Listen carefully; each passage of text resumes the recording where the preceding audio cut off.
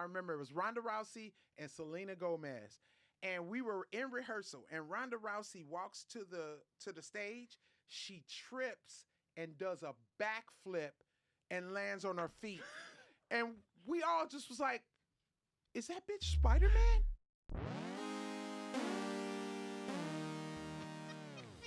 This is Good One. I am Jesse David Fox, senior writer at Vulture and author of Comedy Book. My guest today is Leslie Jones. We discuss her newest Peacock stand-up special, Life Part 2, her favorite Saturday Night Live sketches, and how she wishes people could see the version of Ghostbusters they filmed instead of the one that was released. So, here is Leslie Jones. I'm here with Leslie Jones. Thank you for joining me.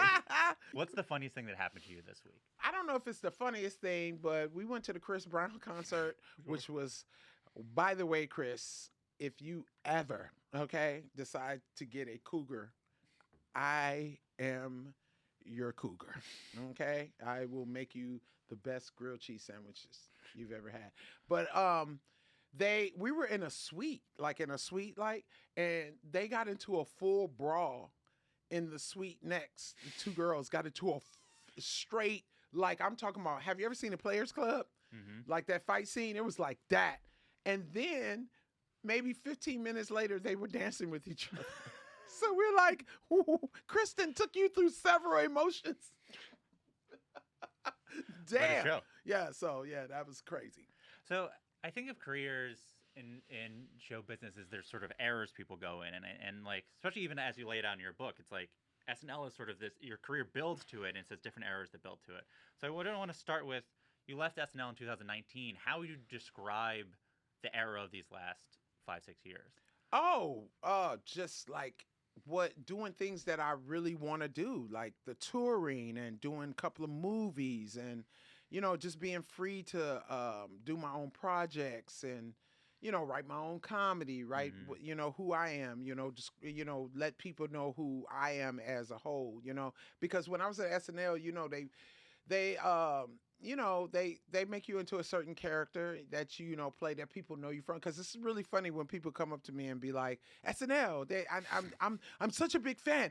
I'm such a big fan. When you were on SNL, and I'll be like, nah, you're not a real big fan, because I was 47, so I had like 40 years of a career before that. So if you was but I do understand, because that's when I was discovered by them. So that I take into appreciation, but I'd be like, it's not overnight, sir. I started in 87. Yeah. So. Is that partly what Life Part 2 means? Yeah. Life Part 2, the name of your special. Yeah. Like it means like when you're young, we was just talking about that. We didn't know how lucky we was. We had free room and board, like free food, entertainment, everything was free. And then you grow up and you go through experience. Like, I think it was about maybe 5 years ago that I realized my parents was taking care of 2 kids in their 20s.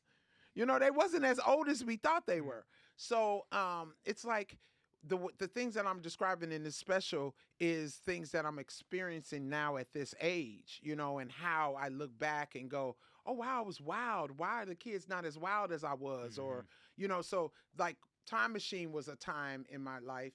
Problem Child was a time in my life. Now this special is present. Yeah. If that makes any sense. Yeah. There's a joke in this new special I want to talk about. It is. You saw it? Yeah. I know I'm okay. Every time I discover that the person has seen the special, I flip out because they like it, and I'll be like, because you can ask Lenny. I am so petrified about this special. Oh, why? Because okay. I'm glad you said this. I'm glad you asked this. Problem Child, for me, I think was the funniest special I've ever done. Lenny's like, no way, you're way more advanced, Time Machine, this and this. But I feel like I used to be like a beast. Like I used to just a killer, right? Now I feel like I've softened up because I'm not as hungry as I used to be. It's not like when you go do sets, it's like, I got to make this $75, so I got to make sure that they laugh, Now it's like, I don't give a fuck, you know what I'm saying? And I want them to laugh, but it's like I'm more like, I know you're going to laugh. Yeah. Then you're like, they may laugh. But now you're like, I know they're going to laugh. But this special was it filled with such serious things that I made funny that I really thought people were going to be like, oh, she's all right. You know what I mean? So when people tell me they like the special, I'll be like, Yeah. really? Cool. Yeah, I mean, in many ways, it's like now in retrospect, Time Machine was like a transition special to Right. like this is. Ooh, good word. Transition. That is a good dude. Seriously, that I've been trying to describe what Time Machine was. Because it was good, but like it is still a little bit of the comedian you were in Problem Child, and then the comedian you are now. Because Problem Child, for those who haven't seen it, there's a moment in it which is the most remarkable moment I've ever seen in a stand-up special, where your face is pressed upon a woman's face, and you're yelling at her, and your faces are pressed up on each other, and you're yelling at her. You're just saying, "You beautiful bitch," Oh, it's so and fun. she is like convulsing. It's so I've never fun. seen. Oh my God, crowd work is my favorite thing. So I was always known for going out in the audience, and people didn't know that, so that's why I did it in Problem Child. Even when I went on tour with Cat Williams, Cat was like, because I was like, can I do this certain joke? He was like, I'll let you do that joke if you go out in the audience and do crowd work, because you know I love that. Yeah, So, you know, I've never been, I'm funny, so I always like to make people laugh at themselves, because those are jokes that they will take and go, oh my God, you know what Leslie Jones said about me? And they'll, you know what I mean? They carry the joy everywhere. So I've never been too scared to do that type of stuff, but it's like you grow. You know, and that's a good description. That Time Machine was a little bit of Problem Child. Because you and a do little bit of do some crowd work, and you had like the Prince joke where you dance for like 5 minutes straight. Yeah. And there's some dancing in this, but it's not as extended. There's more talking. The pieces feel like more like cohesive. Cohesive, yeah. Yeah. Oh wow. Which gets into what I think is one of the most impressive pieces of the special, which is the joke. You start by saying you're fortunate that you got famous later in life, because you were trying to be famous in your 20s. I was a hoe. Yeah. Things would have been differently. Which is already, Babylon. but your way of, the way of being, for example, this is how you would have behaved. Can you describe where the joke then goes? The men you would have slept with? Oh, you want me to say, Lenny, do you want me to do that? Can you just summarize? He want to talk about the Harvey Weinstein stuff. Yeah, go ahead.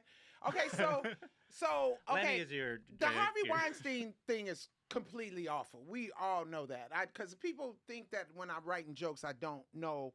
But if you look at what I'm saying, you will understand what I'm saying, right? Like the slave joke that I did on exactly. SNL. That came from bad dating. It didn't come from me going to history work. It came, like, I think I did a podcast with Touré, and he was like, no, black people hate that you think that about yourself. Well, black people are not being real. Because if we got Quantum Leap back there, I would be a Mandingo, and they would breed me. So don't fucking, like I know that about myself. And the joke is that I would get all the best men. I wouldn't be struggling with, like it is. So that's where I go with the joke. The Harvey Weinstein joke is real, because I really wanted to be famous. And I was like, if I could, I have fucked the most unhelpful men in my, none of them had hookups. Maybe at the liquor store. I ain't never had nobody that could give me a movie or nothing. Like I say, the mailman, I fucked a mailman that gave me some free stamps, but he gave me chlamydia with it. You know what I'm saying? So it's like really funny that I was that type of whore, that, because to me, my hairdresser talk about it. He's like, yeah, I would have did it. I would have fucked him. Yeah. I fucked some of the worst men in my life. You know, Harvey Weinstein, yes, he's probably very terrible. But yes, if he said I was going to get a movie, I probably would have fucked him. Yeah, I was fucking everybody else. I was fucking everybody else for free and not even getting dinner. Like, it's real. It's very real. So, you know. And similar to the slave joke, which I do think this is like I don't want to say oh, sequel. No. But I'm scared about that joke too, but I think it's hilarious. But the thing that I think is comparable is that you can tell it comes from, you had a feeling that was so powerful in you that your brain went to the most extreme version of the situation, right? Like, this is a joke. It's partly about yourself, but partly also like, I see that joke and you see a person who's like, why can't I be in Shakespeare in Love? Right. Yeah, like I wanted to be the English patient. You know what I'm saying? You know how many awesome movies? I maybe be retiring. I would be in a white coat, maybe, but I would be retiring now with a couple of Emmys and Oscars. Did it come out of that frustration of being like, why is No, my career? no, let me tell you where. Yeah. Let me tell you where it came from. It came from when I was young. I was a whore, and I probably would have fucked someone. That's where it came from. Yeah. It didn't come from me wanting my career. I knew it came from me saying I was a whore, and there's a good chance that if I got into the office with Harvey Weinstein and he came on to me, I probably would have been like, yeah, I'll fuck you. But that doesn't. I don't want to take away from the women who it happened to. Does that make sense? It really is just about me, so. Yeah, I think that's the nuance of the joke is figuring out Yeah. how can you play with it. Because there's, especially the Harvey, we'll talk about how it escalates, but in the Harvey part, you go, I want to go to his hotel. You can come by my place. I'm frying chicken. Because I'm ghetto as fuck. So why would I go to his hotel? No, come through the house. I'm going to do the whole thing. I'm going to fix you dinner. We're going to watch movies. You're going to have some cornbread and some chicken and greens. Why fuck on an empty stomach? So how does it then develop? So the joke then names other men. It names other men, Bill Cosby, because back in the day, we didn't know Cosby was doing that. We didn't. And it's real talk, because, like, if you put me to sleep, I like sleep. I'm going to think that was good sex. So I'm going to wake up and go, the motherfucker knocked me out. The dick was so good, it knocked me out. So how do you work on a joke like this? Because I imagine if you just went up and riffed it, there might be some audience members who No, the way that you riff it, the way that I write it, and the way that I perform it, it's too funny. Now, let me tell you, this is what you'll have in the audience. You first say it, and they be like, and then when you start going, you can see them going, oh, damn, should I? And then when by the time I hit the Cosby, they're like dying at this point, because it's like, she's being honest. Like, I mean, I'm not saying these are decisions I would make now. I'm talking about when I was 20 and dumb as fuck and had the body of a harlot. And wanted fame in a specific way. No, Well, it wasn't about what I used that in the joke. Got it. But I used that in the joke to make it, but yeah. Well, then again, I think about, probably, yeah. Did it ever go poorly, or every time you were able to sort of... What do you mean? Like, where the audience... No. When I was testing it out, it hit immediately, because I was really... Because when you're writing a joke, you make yourself laugh first. And you write it into it. And so the first couple of times you're trying it, you are riffing it, but when a really, really good comedian already has the punchline made, it's just about riffing the rest of it around it, the tags and everything. So the joke, when you first think of it, it already makes you laugh. So just starting there and just building on it is Yeah, so... Because Whitney Cummings gave me the one line for Bill Cosby. I forgot what it was. Oh, yeah. I slept. You made me sleep all night or some shit. The song. Yeah. And then found out, because we couldn't use the, I don't know if you saw, because I went, ba boop ba doo ba. Yeah, they cut that out. I found out that was the Living Single song. Didn't know. And then because you're filming it, using the melody counts as you'd have to get. Yeah, no, and and Living Single was like, nah, we don't want to be associated. So how do you write it? Like, what is your process in terms of, like, what will you go on stage with? What will you do ahead of time? Like, how much do you... I don't do anything ahead of time, which Lenny sometimes... So Lenny is your writing partner, comedy. Lenny is my lion tamer. He helps me, like, I'll tell him the idea, and he helps me put it into word form. Like, because sometimes I'll be describing stuff, and he'd be like, say, you know what I'm saying? Or he'll give me a line, like I'll say a line, and he'll be like, yo, if you take this word out and put this word here, like, he's fucking a nerd, like a nerd. So, like, he reconstructs a lot of stuff that I say. So, yeah, like, when I go out, when Lenny first met me, Lenny was like, you're just a bucking horse on the stage, and you have, like, all your jokes are funny, but no one's going to remember them because they're not in any kind of order. So he was like, where's your set list? And I was like, I don't have a set list. And he was like, bitch, the Rolling Stones have a set list. Who you think you better than the Rolling fucking Stones? So that's where he started with me, getting me a set list, so I can do it in the order but most of the time, I love going on stage and just fucking going. and he hates it. He hates it. He's very organized Um, because he knows I'll do 30 minutes on one joke. so will you talk it out He's with him? talking shit right now. You see his face? So you'll talk it out and then also go on stage and just sort of riff on it and then like. Sometimes I'll talk it out. Sometimes I'll be like, Lenny, I got a joke. I'm gonna do it, and then he'll be like, Oh God, remember to do this joke and that one before you do it. So he can hear it, and then I like to go on the joke and do it, and then let him hear it, and then he'll be like, Oh yeah, that is good. You got something there. You know what I'm saying? So in your book, you say comedy is not jokes; it's expression. And I think a lot of people think comedy is just jokes, and you explain that like jokes is part of the building blocks, but it's sort of more of that. Can you explain what that means? I just feel like comedians, new comedians, don't understand that being a stand-up is not easy. They think that it's easy. Like you'll have people that be like, "Oh, I'm funny," I'm funny. Okay, so who do you make laugh? No, I generally ask them, who do you make laugh? Oh, my people at work, and then your mama and your dad and all of them, they like you and they deal with your shit. Yeah. I said, but can you make your mama and your daddy's friends laugh and their friends laugh and their aunts laugh and their store? Like, see, I can make everybody laugh across the board because when you're starting with a joke, you're starting with something that everybody is going through, especially you, and it is expression. You have to come out with the energy of the joke because that makes it go across. It's too many factors to being a comedian than just sitting down and writing jokes.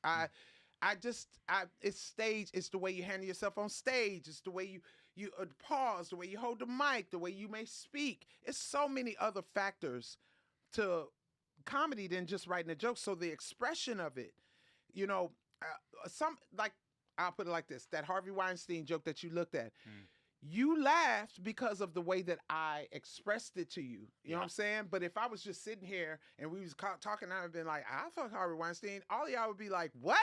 Girl, what's wrong with you? You know what I mean? No, 100%. I think the performance of that joke is everything. I mean, there's a moment in the Harvey Weinstein thing where you are almost romantic to him, and it is so fucked up. And also, but you can tell it's so fucked up that you're like, this undeniably is a joke. I think the other thing, speaking of performance, the ending of the joke is fascinating. The ending of the joke is my favorite part because they're so, even if they were mad at me or if they were thinking whatever, when I say, and yes, I would testify because I'm an old woman now. Yeah. And I can go ahead and tell y'all what the fuck I used to do when I was young. But I'm rich now and I have Emmys and I'm a EGOT because of the things that I sacrificed. Yeah. And now I want to tell you how dirty that motherfucker was. And then you walk to the back, you put on your glasses, and then you oh God! And then you do the Let me tell you the whole. Listen, did you see how I grabbed the pearls? Yeah. Because I'm upset that I have to be here, and I'm so classy now. When I used to be a whore, and now I carry myself with so much class because I have money now. I was showing my coworkers just the part. I was like, you don't know. I'll tell you the context of the bit. Just watch you do that. And it's so fun. It's like when I say, but like my favorite part is when I sit down and get settled, and you know that I'm a classy woman, and then I go, Harvey was a dirty motherfucker. Like I'm about to tell you the tea. His dick looked like a gefilte fish. It was crazy. Have you seen Chicago? It reminded me of Roxy Hart in Chicago. Yes. That was, Oh, and in the end you say you got to be mature to get that joke. Yeah. So what does that mean? Because, all right, society now is just so offended. Y'all walk around so offended. I get it. That there's a lot of things that have happened that we need to correct, the way that we act and all of that. But sometimes we need to take a chance and laugh at something. Like have a sense of fucking humor. So most mature people who will hear that joke will laugh because they know I'm joking and they know what the basis of it is. But someone who's offended is going to be, well, I was offended by her saying that because this, that, and then the women, well, that means that you didn't go into your comedy mind. Don't come to a fucking comedy show and get offended. Comedy shows are completely offensive.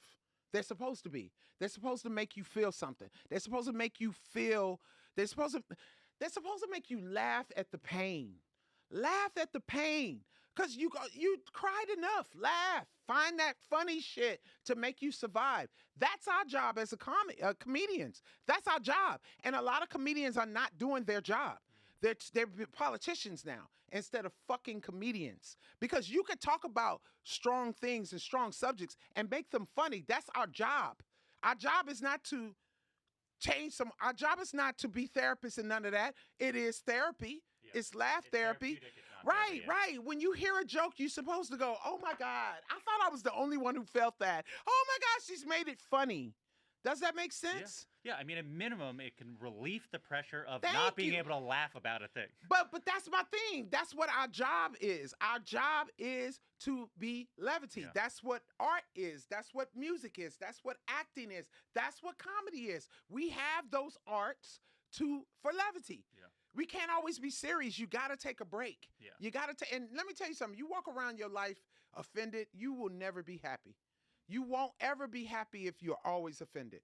And you got to look at yourself and find out why, you know? Yeah, I mean, that's the thing that it'll come up, like, in your book. You make a real point about being, like, not letting things ruin your life is a thing that comes up a few times. Yeah. That you'll have hard things that happen to you to not let it ruin your life. And I think this joke, and throughout the special, it is not like you're belittling people who had bad experiences. It's a joke about you. It's also to be like, here's the most ridiculous way of engaging with this. To let you know how much of a whore I was. The extent that I would go of my whoreism.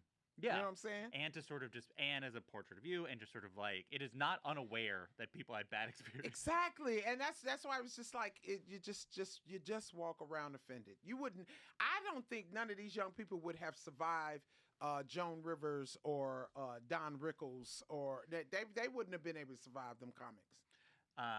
There's another thing that happens in this special where you do an act out for I think let me get the exact wording. Crack your back, dick. You do a pop and lock little thing. Him saying it is fucking. You just made it so nerdy. That was crack the goal. Your back, dick. Yeah, we'd like to talk about that. Yes. When did crack your back happen? No, well, the question I have is, and all your, like as I said, there was the Prince act out. There's the cartwheel joke, the joke where you do cartwheels. Oh my God! And the thing that I was curious about is, as you said, you like to go on stage and you just like to go and you have this energy, but you also describe yourself as a Virgo. You are a Virgo, which suggests a certain amount of meticulousness. How do you plan out or think out these act outs while also being free? You see it and feel it. Like in your mind. Yeah, like it's a special person in my mind that goes, do this right now. And then too, I love physical. And it's like John Ritter. John Ritter was one of my favorite physical comics because him and Lucille Ball, you can completely tell what the hell is going on their face. Like, yeek, they do that, yeek, or this, you just cannot stop. When he would fall over the couch, I would lose my shit. Every fall over the couch for me with John Ritter was the best thing in my life. Whenever they had an episode where he would run in the couch and run into the back and flip, I would lose every piece of my shit. Like, I thought that was so funny. So when I'm doing a joke, it's just so fun to act out some things because people love that. Yeah. People love that. How do you like, for example, in the Prince dance in Time Machine, which is one of the longest act outs I've ever seen. So essentially, this for the setup is you see Prince at a club, you're trying to seduce him, you have a ponytail on a true story, and you just dance, and you just how you dance for Prince, and then your ponytail flies up. Well, it was because I was trying to out-ho the hoes that had already ganged up by the red velvet, and they looked beautiful. They looked like Prince would fuck with them. So I was like, hey, I got to do something special. If someone had seen you perform that joke 30 times, would the dance be similar every time, or would... No, they change every time. The only thing that stayed the same was the Tina Turner. That's just one of my favorite. The Tina Turner thing. Oh God, I love it. That's an amazing joke. Oh God, I love that joke. We talked a little bit about crowd work, but I want to talk a little bit more just because it is do you still go out in the audience as much, or is this? No, I don't go out in the audience now because I'm Leslie Jones, so it's just Yeah, like, yeah. it's such a different thing now because it's like Leslie Jones goes in the crowd and attacks a person. That's what they'll do. That sucks. But what I said that I was gonna do was maybe do a special where I just do crowd work and go out in the crowd, because there's certain events that I do go out in the crowd if they're paying me and they're there to see me. I do go out into that crowd, but like on tour, I just wouldn't. Yeah, people are crazy. People are insane. Yeah, I forget that you're. And then, like, I used to hit people on the head with the mic. I used to do in the special. I've done some crazy things, and yeah, you have to. I'm Leslie Jones now, so it's different. Yeah, I guess if you had if you do a special for it, you'd get consent forms. Yeah, of course. Yeah. See, now you got to get consent form. Can you imagine if I had to get consent form back in the day? Agree to be talked to by Leslie Jones. Oh my God! Yeah. And then the problem is you'd get only people who want. Yeah, and that's not good because then they continue to talk and make it about themselves. Yeah. People want to be famous so bad. They got to have their 15 minutes. So it's always funner when you mess with people who don't expect you to mess with them. Yeah. That's the fun part. Can you think of a particularly bad or good time you did it? That it didn't work? Or worked so well? Or worked and famous people? It always works. But I have had people. I did a show one time, and the guy who hired me came up to me and said, "Hey, the girl is upset that you hit her in the head with the mic. Can you go out and apologize to her?" And I was like, "No, absolutely not. If anything, I'm gonna hit that bitch again." And then it's like, yo, so you offended, but you laughed when I was doing it, and you want me to come out and apologize for my joke that you paid? And then the motherfucker said, "I'll pay you $500 to go out and say you sorry." And I said, "Fuck you, I'm not doing that. And when I gotta apologize for my jokes, then I need to stop doing this. Because that's part of the act. Let that bitch go home, and you shouldn't have brought your offended ass out." And turns out she wasn't really offended. She just wanted to take a picture with me. So, yeah. Did you end up taking a picture with her? How'd you find? Yes. Because I went out, I said, "Girl, for real?" And she was like, "Girl, nah, I just did." Yeah, girl, no, you didn't get offended. Shit, suck more dick. I did. No, I ain't gonna even tell that story. Never mind. What? Nope, not gonna tell that story. Nope. What's the vicinity of the story? It was a celebrity that I I did that to, and afterwards she was like, "Yeah, I don't suck no dick." And I looked at her and I was like, "If you don't suck his dick, somebody will." I'm not gonna tell you who it was. I'll tell you when we get off. Damn. I'm not gonna do that to them. So the last major thing people saw you on TV for was the SNL 50. Right. How did you come to be to host the pre-show? Lauren asked me. He was like, "Can you come do it?" And I was like, "Yeah, sure." And he was like, "I know you're gonna, the people, you know how to handle the people." So yeah. What were your best memories from that weekend? Oh, everything. It was that I looked so good, first of all. And Pedro, is it Pedro? Yeah. Because let me tell you, called him Pablo until he told me his name was Pedro. So I was like, Pablo, and he was like, Pedro. And I was like, Pablo. He's like, Pedro. And I was like, who the fuck is Pedro? And he was like, that's my name. And I was like, oh, okay. I'll call you Pedro, even though Pablo's better.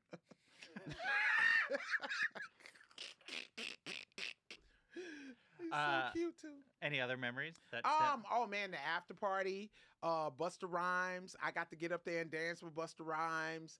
The after parties are always SNL's after parties are legendary. Mm-hmm. Oh my God! One time Dave Chappelle came and he had an after party. We didn't leave until 5 a.m. It's like the best parties. At the 50th, did you get to meet anyone you've never met before? Meryl Streep and Nathan Lane. I thought I was gonna die. I could literally die. And Meryl Streep was so nice to me. We had a conversation. I was like, oh my God, I had a conversation with fucking Meryl Streep. And then I told her, I was like, I'm older. So I was like, yo, one of my favorite movies is Silkwood. And she just looked at me. She goes, how old are you? I did that to Jodie Foster. I was like, yo, do you remember? Oh God, what's the name of that movie, Lenny? Oh God, she did when she was young. Foxes, Little Foxes. Yo, I said Foxes, and she was like, yo, how old are you? I was like, yo, that was one of my coming of age movies. What did you say to Nathan? Oh, I just said that you're a beast, and like Birdcage is something that I've watched at least 50 times. Hmm. You're like, he's one of the, his timing, everything about him is incredible. What was it like doing the Black Jeopardy with Tracy and Eddie Murphy Oh, doing Tracy? so well, I didn't know that Eddie was going to imitate Tracy Morgan until rehearsal, and I'm telling you, rehearsal, no one could stop laughing, because it when he said that I was conceived on the set of Claudine, I'm telling you, any black person that was watching that fell on the floor, because Claudine was like, James Earl Jones and Diane Carroll. The and I was like, only Tracy would say that though. Mhm. And my favorite part is when it was like Tracy was like, I don't see it. Oh, it's just like one of the funniest things ever. Oh, so good. So around the time of the 50th, you did an interview with Torre, and you talked about some of the frustrations you had at Mhm. SNL, and specifically there was a director that you didn't. Lord, here we go.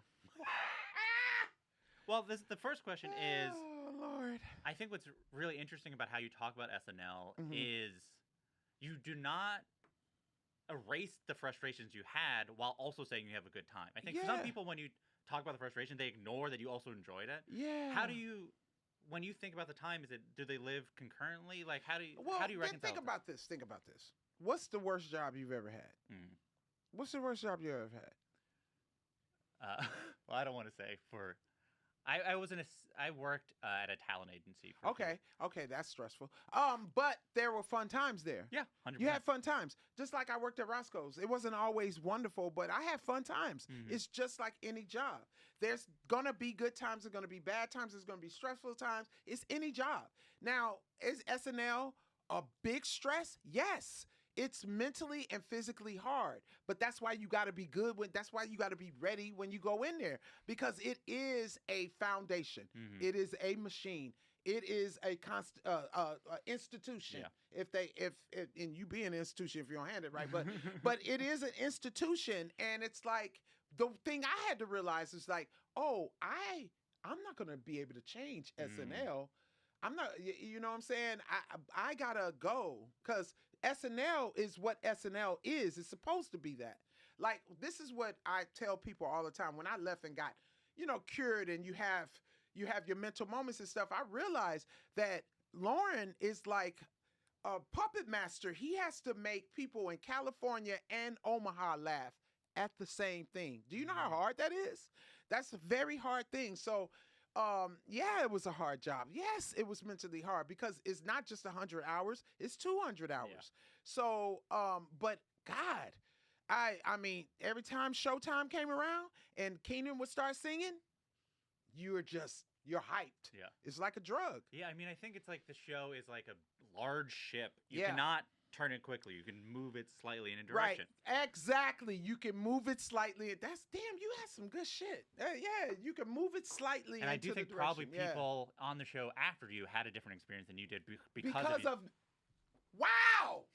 Okay, I like this guy. Fuck yes, absolutely. Have you heard of anyone have you heard about your legacy in that regard in terms of? Yeah, I mean, all the time. Ego tells me all the time. Yeah, and I'm always surprised when I can influence anyone, because I'm so crazy. But yeah, I didn't know that I was actually in there doing my own thing. Yeah. Did you run into that director at the 50th? Yes. And you know what, Ken? I don't care. At this point, y'all all know. First of all, I don't like him. Mhm. Okay? Let me just tell y'all something about white men. Mm-hmm. Y'all are entitled, and you're assholes. Like, you're entitled assholes. You think that you're supposed to be given everything, and you're not. Like, so he comes over to me, and he know I don't like him. Oh, Leslie, that's just what happened. Shut up. You was a fucking asshole. Then Paul Rudd sees that I don't like him. So Paul is like, oh, I'm enjoying this. And he goes, because the guy goes, I want to take a picture with you. I'm not taking a fucking picture with you, a piece of shit. I'm not going to take a picture with you. And Paul's like, Leslie. And he takes the picture. I wanted to kill him. And I just, get your fucking hand off me. One thing about your time at SNL that I want to ask you about is multiple times I've interviewed people who were there when you were there, and they would talk about how they always wanted to be near you at table reads. Oh, for real? Yeah. You had people say that? Yeah. Okay, so multiple cast members were like, I knew where's Leslie, if I got Leslie to laugh. that was the thing. So when I came into SNL, I think everybody was just overworked. SNL. I came in like a kid that was like, we do a show every Saturday night. I was like, this is baseball. We get to play baseball every day. So I was excited like that. So the first table read that I went to, I didn't know that they were going to perform it. It was like a show. So I'm over it. I got snacks, everything by my chair, and I'm like, oh, that's fucking funny. Oh my God. I didn't know that I didn't know it was affecting people. So every table read, I would laugh. If I didn't laugh, I would say it. I'd be like, I don't like that one. I would do that. I was like, that's not funny. Like, I would do that. And I just think it started becoming aware of, let's laugh at the sketch. It might get into the show. So, no, and I was very hard. Like, so hard that Higgins had to be like, hey, if you're going to tell him it's not funny, at least give him something. Like, if you're going to say it's not funny, say, hey, do this instead. I was like, they should know what the fuck to do. They're comedians. So, yeah, if I laughed hard, it started becoming to where writers would come into my room and go, hey, we about to do this sketch about so-and-so, so-and-so. You think, you know what I'm saying? It's like, yeah, that sounds funny. And then I didn't know sometimes the joke, like, the one that Vanessa Bear and Cecily used to do, the two sluts. So I didn't know. And I was upset the first time they read that. And I was like, because she was like, oh, I thought I was having sex with Navy SEALs. And it turned out to be 6 SEALs. And I was like, bitch, you didn't know I was a SEAL after the first one? And I was like, I'm worried about them. I don't know. And then Cecily had to come to the office and go, you know that they're okay, right? they're porn stars. They'll be okay. Yeah, they're getting all this. I was like, I don't like it. Can you think of any other sketches where the table read is as more memorable than even like what we saw, where you were like, oh, I saw that first, or anything? There's one that they always do, and I think they end up doing it with somebody. I can't remember. It was something they tried out with Will Ferrell, and Will was like, "Nah, I'm not doing that." And it was just really funny, but they kept passing it to, and they finally got somebody to do it. The one that hey, who's the chick who plays Harley Quinn? Margot Robbie. First of all, Margot, I will always fucking love you just because how you came into SNL. She came in there like a freaking rock star. Like all the crazy things they wanted the pretty girls to do, they wouldn't do. She did every one of them. And I think there was this one sketch where she turned ugly or something. It's so funny. No one wanted to do that. When she did, I was like, I love her. Yeah. There's a lot of sketches. Wait, so what was the sketch that you were talking about that Margot did? Do you remember? I can't remember. It was something where they were singing. And at first she's a teacher, and she starts off sexy, and then she pulls her teeth out, or something she does really crazy, and she just ends up really, really ugly. And they're like, no. It's I do really remember good. that one. Yeah, it's so good. And we was like, oh my God, I love her. Ronda Rousey. Ronda Rousey, I have to tell this one. Ronda Rousey, and this was the week that SNL, that the whole place was snowed out. Y'all remember when the plays closed down? There was the worst snowstorm. And I remember it was Ronda Rousey and Selena Gomez. And we were in rehearsal, and Ronda Rousey walks to the stage. She trips and does a backflip and lands on her feet. And we all just was like, is that bitch Spider-Man? The fuck? Who trips like that? Who trips and then backflips? Who does that? Like, that's a way to play off falling down. I was like, damn, girl. I'm just going to name sketches or things you're in that I love from the show, and we'll just, whatever you remember from it. You're going to say Weezer, aren't you? The Weezer sketch? I don't have to. I was going to say the Weezer thing. Is it because I'm wearing glasses? No, because every white man that I've ever talked to loves that Weezer sketch. I honestly, I do like that sketch, but I do like that you were in that sketch. Well, I didn't understand until I started doing the sketch how important it was for me to be in the sketch. Because when they came to me, I was like, first of all, who the fuck is Weezer? And Matt Damon didn't know who Weezer was either. So he was like, "Do you know who Weezer is?" I was like, "No, I don't know who Weezer is." And he was like, "Well, we're gonna pretend that we know who Weezer is." So I used Marvin Gaye as my thing. But then when we started doing it, I was like, "This is not funny. This is not gonna be fun. The only funny part is gonna be when Matt goes, you know."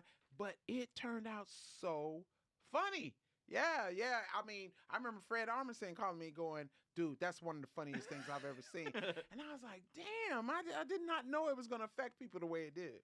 The sketch I was going to ask you about, this is probably the most obscure sketch I'll ask you about, which is the House Hunter sketch you did with Lev Shriver.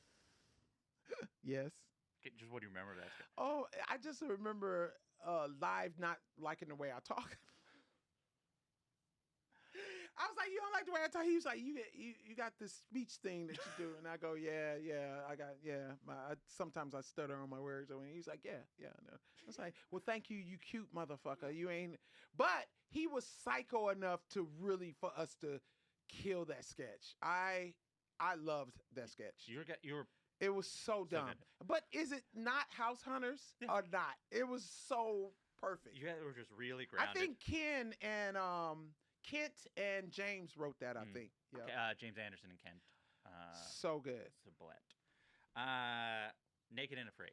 Oh, so I pitched that because I used to watch Naked and Afraid. And the one thing about Naked and Afraid, those are the most narcissistic, selfish pieces of shit that get naked and walk through the woods. When he came, he was all like, you know? So I was like, you know what? It'd be kind of funny if we did Naked and Afraid. So I said, let me pitch it. He might like it. So I was like, let's do Naked and Afraid, a celebrity version. And he was like, will we be naked? I was like, and afraid. And it turned out to be the funniest. And I brought the Frank's hot sauce. I brought it with me for my lunch. So when they was like, you gonna be eating leaves? I was like, not if I ain't got no motherfucking hot sauce on it. So there was one where my legs was wide open. I told him, I was like, yo, you got it, because I'm ghetto. And I'm sitting there and they were like, no, you know what was the craziest part of that? The funniest, I love this story. So when we did the inside the tent, dude, the director had to make everyone leave the set because no one could stop laughing. Because we had to because I was holding on to him. I was like, listen, because I didn't call him his name. I kept calling him Tyrion. And he was like, you know my name is not Tyrion. I was like, what is it? And he was like, Peter. I'm not calling you no fucking Peter. The fuck out of here. So I was like, I'm going to call your motherfucking ass Tyrion, who you are, right? So when we was in the train, I was hugging him. I was like, and then they showed me the face that he was making. They were crying. The director, Oz was like, Oz Rodriguez. He was like, yo, y'all got to get out the train. Y'all got to get out. I got to get this shot. No one could stop laughing. It was so funny. Back Home Ballers. One shot. First of all, I was pissed because that was the first pre-tape like that I've ever done where I'm involved and didn't know that it takes forever to make a pre-tape, like 14 hours. And I'm sitting there for hours. I was like, yo, y'all need to shoot me the fuck out or I'm gonna leave, right? So they was like, oh, your part is important. I did my part one time, left. Because I was like, y'all too serious about this shit. I mean, even you know when I threw the candy? Yeah. I did first take. First take. Bye. And when they was like, holy shit. So that's when I realized I hated pre-tapes. Mm-hmm. And that's when everybody realized they was going to put me in every pre-tape ever. One more pre-tape. Leslie Wants to Play Trump. One of my favorite. Yeah. That came from me actually wanting to play Trump. So, because I was like, David, Alec Baldwin was supposed to be leaving or something like that. And I was like, it would be great if I played Trump. Like that would piss him off. So I was like, Lauren, yeah, I want to be Trump. And he was like, no. And I was like, oh, I will be fucking Trump. And then they wrote it. Yeah. Because there's a moment even in that where there's when I was rewatching that I forgot, where you're screaming at Lauren about how you don't like her in sketches screaming. We're crying. Everybody is crying. Even Lauren is dying. So I didn't know Lauren was gonna actually let me do that, like grab him. So every time I would grab him, and then they say cut, I'd be like, "Oh, I'm sorry, Lauren. I wasn't trying to wrinkle up your sweat." And he would just stop. So the funniest part about that is that I'm going off. He let me tear up the office and everything, and then the people that were standing down there watching me beat up Lauren. No, the part. Wait a minute. I don't. When I got was it the Mary one or was it I missed the kids play or something when Kyle shot Colin Yeah, yeah. and Lauren is just sitting there watching her. That's literally SNL. Everything could be going crazy and Lauren would I do just feel be like like that. Those are the last sketches that Lauren was like a major character in. He hasn't really been in sketches. No, he don't. But I'll be begging him like, come on. There's one sketch I wanted to do.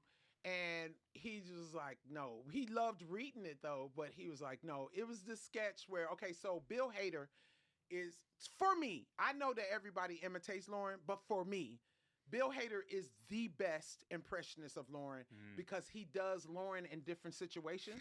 So he does Lauren in the shower. I promise, if you ever see him, write it down and say, Leslie says her favorite imitation is you doing Lauren in the shower, and have him fucking do it. It will make you cry. So he's always going, beep, beep, beep, beep. So what I did was, we wrote an update where Whoopi gets shot. So I thought it was a great idea. Even though me and Keena had smoked a joint before and we was just laughing. I was like, wouldn't it be funny if I pretend to be Whoopi and then brought the real Whoopi in and Colin doesn't believe that that's Whoopi and he ends up shooting her. Yes. So when he shoots her, you know how the network goes. They put up so they put up pictures of Lauren on a moped. Dirt. We'll be back after this. Beep, beep. and then they put up another one where he's surfing, riding the waves. Beep beep. Yes. Oh my God. We were every time he would read it, me and Keenan was on the floor. We was just dying. And then he goes, after he finished the sketch, he goes, you know we can't kill Whoopi on the air, right? I was like, Whoopi loved it. I told her she loved it. I was like, we could have made history. You were part of one of the more chaotic sketches of recent memory, which is the gift wrapping sketch, where James Franco cuts his hand off and squirts fake blood into your mouth. He's a sadist. I'm telling that boy is a sadist. First of all, he knew that. First of all, I didn't know that. Okay, so I thought that I actually was a good, like, can see blood. Apparently not. So I didn't know it was going to be so much blood. So I got literally sick I threw up in my mouth and swallowed it because I didn't want to throw up live. So we're doing this and he's doing, and I'm just getting, so if you look at the sketch, you'll see Keenan fighting me for me not to run off the stage. So if you look at it, you'll see him grabbing me and I'm like, and everybody's like, and then when he spit that shit in my mouth, it was over. I was like, oh my God, I got to get off stage. I'm about to throw up. And then he comes and he's like, that was so funny. No, it wasn't, motherfucker. I'll see if you were in a sketch with Chris Rock.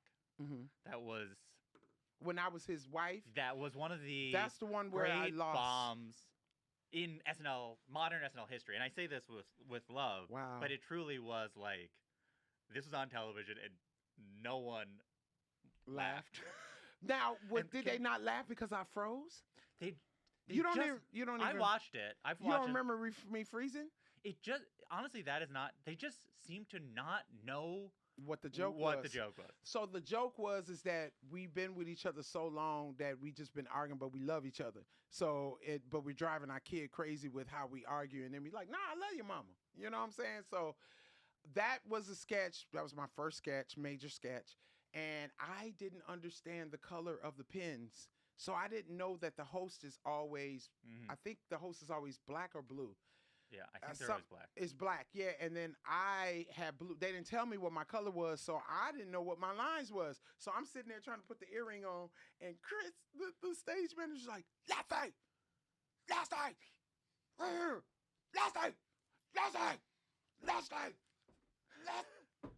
I'm surprised they didn't hear him on camera. I remember that being terrible. I freaked out. And afterwards I felt like I was just gonna just jump into the river, and every cast member, including Lauren, came up and said, "This is live, baby." And I remember Vanessa Bayer sitting down next to me and going, "She said it'll never happen again, will it?" And I was like, "Damn, you guys are so good." I mean, it was like, "Yeah, it's happened to everyone." So yeah, it like just plays like a really intense play. right, yeah, because he can't. I remember Lauren coming over going, "It's live, baby. It happens. Yeah. It happens."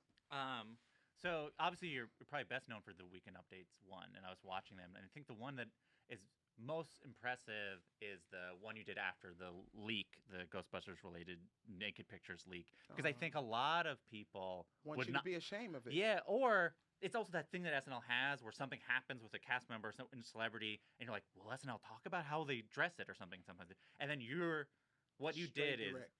Yeah, because the only person that I was embarrassed about my nudes was my aunt and Lauren. I was like, "Oh my God, Lauren is gonna be so upset." He wasn't upset. My aunt called me and go, "Why is your pussy all over my computer?" And I was like, "I'll help you clean it off, ain't Pat. I'll help you clean it." She was like, "Why is you taking picture of your pussy?" And I was like, "Cause I wanted to see what it looked like." So I wasn't too ashamed about those pictures because they looked good.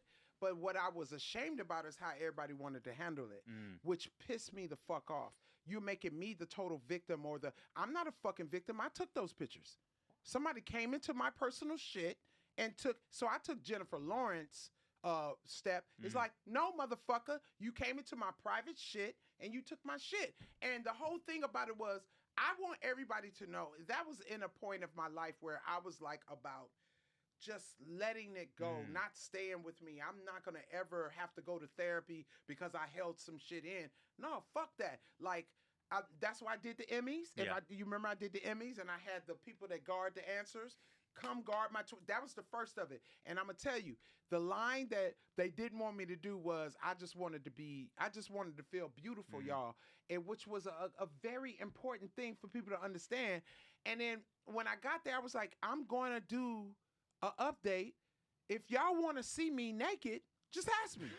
I have no I didn't already said I'm a fuck Harvey Weinstein. I have no problem with showing you a new picture of me.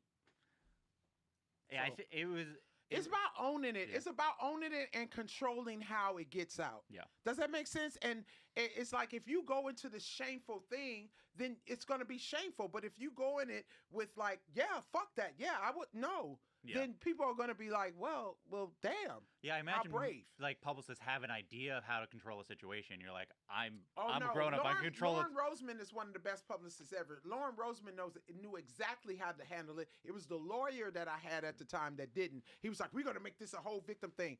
You are fired. I fired him on the spot. I said, because you obviously don't get me. The thing about Ghostbusters, and a lot of the conversations around Ghostbusters is about like how it didn't do as well as it was supposed to, or it didn't come out. But I would like to know, you're very funny in this movie. There's parts that are really funny. Is there just a memory from shooting it that you don't get to share because people don't? Yeah, well, first just like of all, a positive. I will say this. I say this in every interview when they ask me about Ghostbusters. Sony need to release the movie we actually did. The movie that y'all saw is not the movie we did. It was pieces of it. And the movie we did was fucking brilliant. I'm telling you right now, it was brilliant. I know it was at a hard time and Sony was in a hard place. They didn't know really. I think they never really had a situation like that. And I really wish that they would have been brave enough to like be back behind us and back it, because that, if they would have put out the movie we did, that shit would have been a hit. But it was a lot of things that they left out. One of the best scenes, and you know Michael Williams passed away. Michael Williams choreographed a scene where Chris Hemsworth was possessed by the demon. He was on top of a movie theater, and all the FBI agents, SWAT and all of them, he put them in a trance, and they did this dance. One of the best things I was like so excited, because I was like, if they put this in the movie, this is gonna be copied through the world. They didn't even put it in the movie. They put it in the credits. We were like, no, that, like, Chris was so good up on it. He was just like in it, zoom, and then they was like, yeah, and the I can't remember the white guy that was with Michael. Oh, Matt Walsh. Yes, Matt practiced for months to get those moves. And I was just like, dang, you guys missed out on that. There was There's not a full director's cut, but an extended cut that was put online, that's available, and it's pretty similar. But there is one scene that is not in the movie. I double checked that you're in with Melissa McCarthy, and you're just looking at Kristen Wiig talking to her boyfriend or her ex-boyfriend. It's like essentially a character that's barely in the final movie, and you're just describing how you imagined he would dance. Yes. And it's funnier than anything. I've never seen that. Yeah, it's on. You can find it online. Oh my God. And her take is that he danced like a white guy, and your take is that actually he'd be really good at dancing.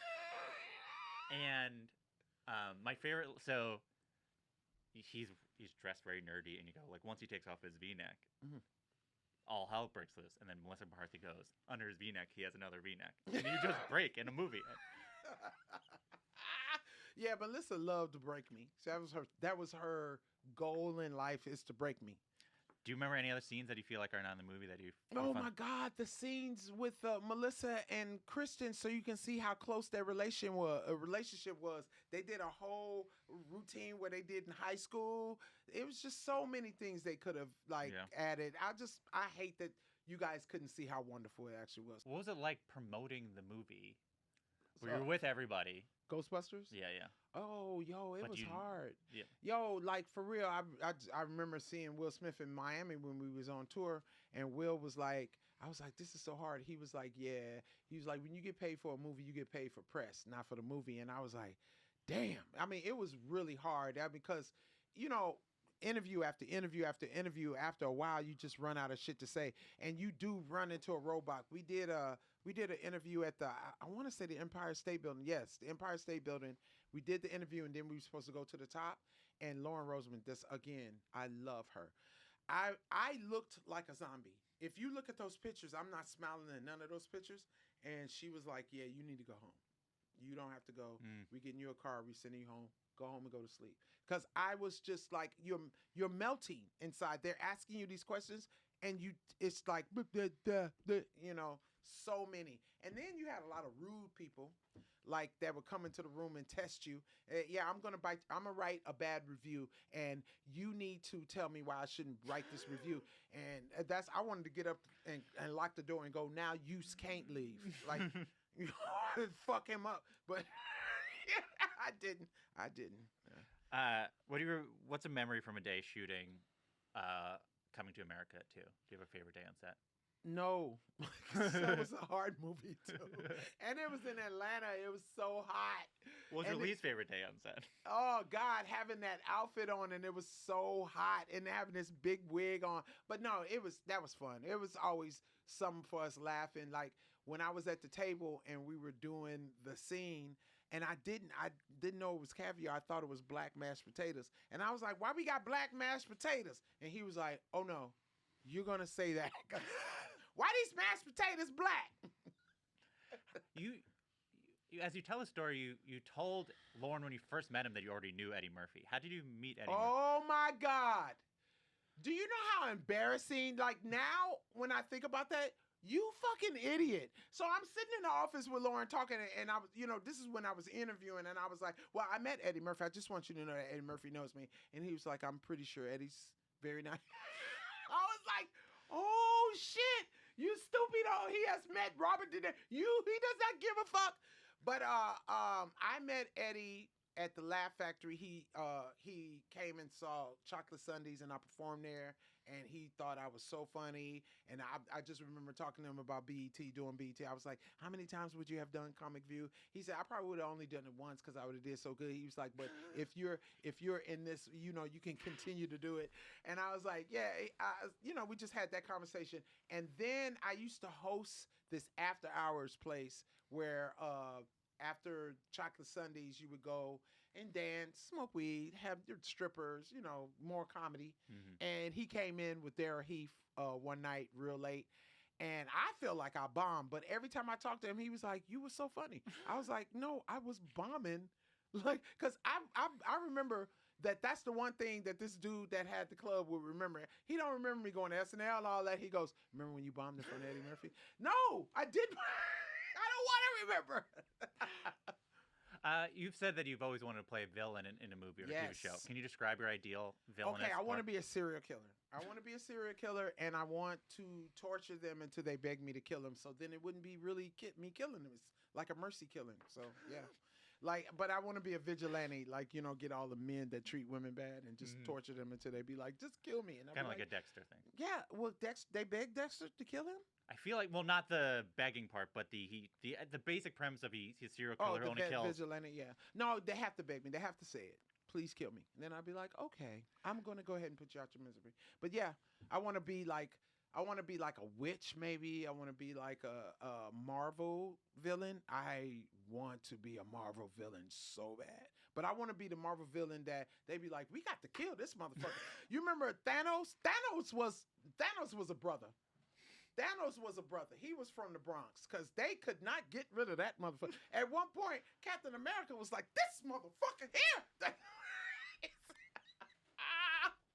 Thanos was a motherfucker, boy. I was scared of Thanos. That was the one that I thought was gonna take him down. You once said they mentioned a possibility of you taking over for Ellen. Oh no, yeah, I went and tried that out, and I said no. That was too much like SNL. It was too much like SNL. It was too. It wasn't fun to do. I didn't find it fun. I found it pressure, and I don't like pressure. And I felt like I'm never going to do a job like that again. That makes me feel pressure. Was the Daily Show different? Yes, because the Daily Show got writers from God. Those writers over there are so freaking good. I would do the Daily Show forever as long as they have me, because the writers, and then they freely let you be who you are there. Yeah. That's what I like about the Daily Show. Yeah, I do feel like they was, they caress who I am. Come on, tell me what you Well, think. I was like, I think if John didn't offer to come back, I do think I would have took it. I think you would have a good shot. I don't know. I think Or you and Jordan you and Jordan Klepper were really good together. Yeah, we were good together, and they was talking about putting us together, and I was like, nah, I'm a solo act, and yeah, I thought he was great though. Jordan is really funny. Yeah. So in your book, Leslie fucking Jones, there's a moment in it it was really moving where you discuss seeing a photo of yourself as a little kid and seeing yourself at 3 years old and losing the light that you had as a baby. And it's up to how comfortable you are getting into what that was about. But what was so moving about it is like when I think about you as a comedian, I think of a person with light. Well, I had to search for it again. Yeah, that's what I was it's very very important for people to understand that you are the only one that can find your joy. No one can give you joy. No one can make you happy. You shouldn't even be trying to be happy. You should be trying to be content. And as far as being positive and negative, only you can do that. Only you can go inside of your psyche and go to that button and switch it on. Only you. You have to be in charge of your joy. You have to be in charge of your light. So, yeah, I had to become completely empty to find the light again. And I don't know how. I'm going to be honest. I don't know how. Therapy, good friends, being honest with yourself and looking at who you are and what you have to do with that. Because the only reason your light is dim is because of you, not other people. You're not supposed to let other people dim your light. It's you that's dimmed it. So I had to go to the root of that. And what we find out when you do that is you find out that you lie to yourself all the time. We never tell ourselves the truth. We think we do. We don't. We tell ourselves a version of the truth that can help us feel better. But once you start really looking at who you are and what that truth is, you will love yourself and then figure it out. Because the one thing that you can't change is who you are. You know what I'm saying? The one thing you can't, you can try to change your physical, all that, but you're not going to change who you are, who God made. Yeah. And you're going to have to love that person at some point. So you have to in order for someone else to love them. Yeah, it wasn't mean to now be able to give people that. You can't give what you don't have. Yeah. You can't give what you don't have. So you have to build love in yourself for yourself. You have to build the light for yourself. You have to do it, not someone else. Not a husband, not a boyfriend, not a best friend. You. You are your best friend. Yeah, it did seem like losing. So as you describe in the book, you lose your mother and father died somewhat close to each other, and you lose your brother in 2009, and then the sort of you emerge as the Leslie Jones as we know from that, and I think that's from the realization of you're gonna die. I think when my brother died, I thought I was about to die because I was like, why would you just take out my whole family if I'm not finna get killed too? So I was like, oh, okay, so I need to go ahead and do all the stuff that I've been thinking about doing. And see, this is the thing about process. Also, you could say to yourself, okay, I'm gonna be happy. But there's a process to get to that. So if you're saying you want to be happy, are you healthy? So you got to take care of your health. Is your body okay? You got to take care of that. Is your brain okay? You got to take care of that. Because to reach happiness, it's not going to just, you're going to say, I'm going to be happy and be happy. There's a process. I tell a good example. When people say, I want a house, I go, have you had an apartment? Have you had a condo?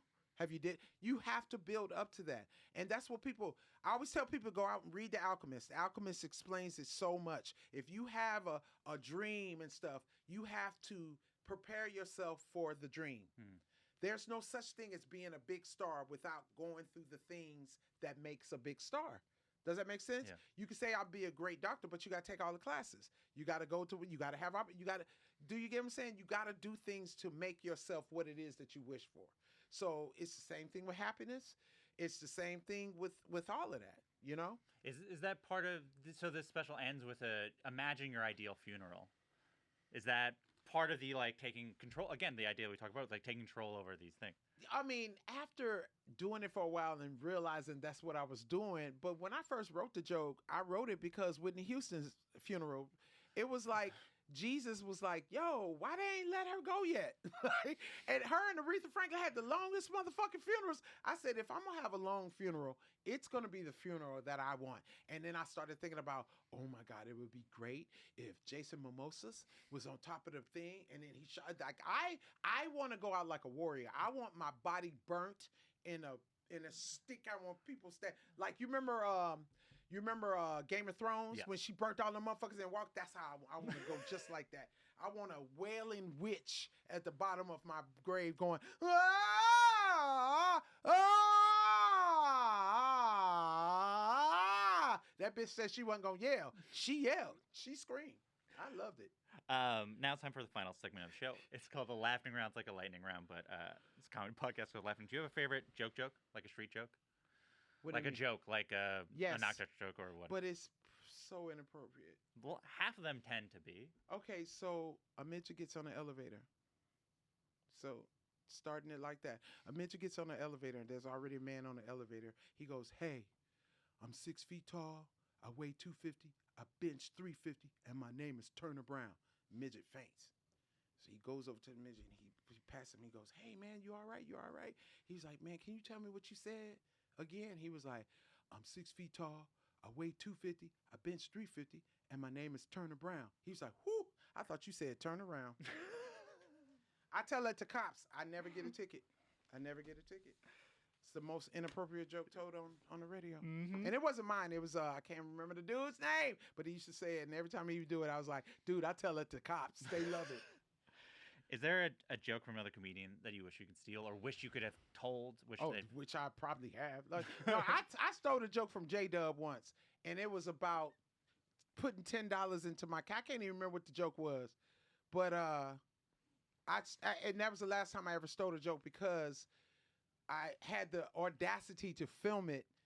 And knowing that it was wrong, you learn. That's why I'm saying young comic, you learn shit. And had the nerve to tape it, so they had a premiere of it at a comedy club. And I'm doing the joke and the dude is standing right next to me.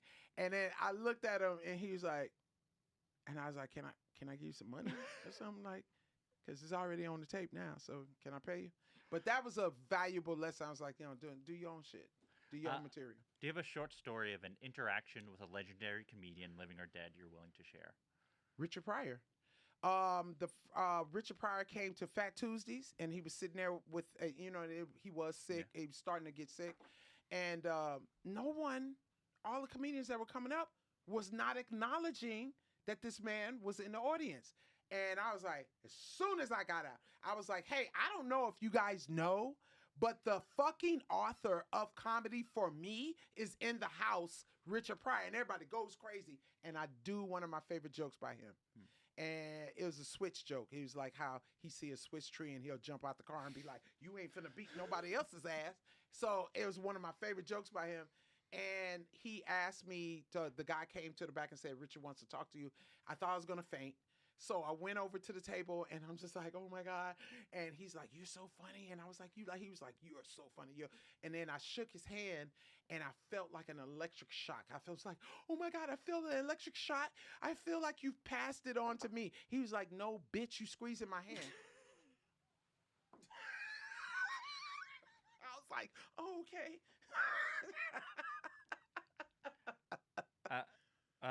What's something that people think is comedy that you think is not comedy? Oh, shock humor. I hate shock humor. I hate people to say things because they want to shock you into laughter. That's not funny, and it never lasts. It never lasts. Be creative and write real material. Shock material is just dumb. Like the Tony Hinchcliffe's, and I'll say it, because fuck that bitch-ass bitch. Your fucking mustache make you look like a Puerto Rican porn star. Go fuck yourself, you little antsy bitch. And go get your herpes taken care of. Sorry. It's okay. You can cut that out. No, I think we'll probably get Yeah, because it just, those comics, I don't like those. I don't like, because it's not comedy. It's mean. You know what I mean? It's mean. It's mean stuff. Comedy's not supposed to be mean. Comedy's supposed to be relieving. You know what I'm saying? Even when Don Rickles in his hardest day was funny as fuck. You know what I'm saying? Like, just, you know, go to therapy. Like, that's every time I see them comics perform, I'll be like, go to fucking therapy, motherfucker. Like, you need help. I mean, you know, for real. Like, it's a difference between take my wife, please, and then fuck my wife, please. You know what I'm saying? Like, no. And then he's like, gonna have you cut so much out. Do you have a Mount Rushmore of comedians? What do you mean? Like Mount Rushmore or top five or something like that? 4 or 5. Yeah. Okay. George Carlin, Richard Pryor. I want to say Moms Mabley, Pearl Bailey. You know, I know these are not like, but these are people that I think are, you know, who I Simply Marvelous. Y'all don't even know Simply. You know, these are comics that, you know, are up there for me. You know what I'm saying? Do you have a joke or even a sketch on SNL that you thought was so funny? Well, you already did the Whoopi one. Do you have a joke that you thought was so funny but never worked, but you'll go to your grave being like, I was right there wrong. That was funny. Oh, yes! 2 moments, but I actually was wrong on the first one, right on the second. Okay, is it Martin Freeman? The guy who plays from Lord of the Rings. Yes, Martin Freeman. So I thought it was Morgan Freeman. So I didn't know. I was like, so I still pitched him like he was Morgan Freeman. But so there was a sketch we wrote. And I was the stewardess. Like, you know how you get on Southwest and there'd be a funny ass stewardess? And I was the stewardess that would go around and do crowd work and stuff, right? So, and I on the table read, I had the mic and everything. I was going to do the crowd work. Oh my God, it bombed so bad. So bad. Nobody laughed at anything but Martin. Every time he said something, he would say something really funny. And they was like, yeah, Martin's way funny. Is that the sketch? No, I'm the one who's supposed to be the funny one, not him. So they were right about that sketch. But then there's this sketch that we did when Aziz came, and I was a dance teacher. But I was a fraud. So he was like, yeah, we want to know why you charging so much. So they came to the class. So I would start out and I'd be like, yeah. And I'd do some dance move and then go behind a panel and somebody else would come out different, a total white girl, and then do the dance and then dance back and I'd dance out and go, woo, that's right. And then Aziz was like, no. There was a blonde chick that came. What are you talking about? Like, it was fun. And I told Lauren this because I brought the girl who's our choreographer, she's a little white girl, don't look nothing like me. And I said, Lauren, I'm telling you, we don't have to go outside to get a dancer. He wanted to get somebody famous because he was like, this sketch is funny. We want to get somebody famous. So I was like, Lauren, let's just deal with the choreo. She doesn't look like me. Let's do it. Then he was like, I'm going to get Misty Copeland. So I was like, okay, I can do Misty, man, because she's a ballet. You know, I can do that. And Misty got sick. So they decided to get Tiana Taylor, which I love Tiana. I love Tiana. But Tiana looked like me. So when she come out, it just looks like me. So the joke didn't work. So I was so mad.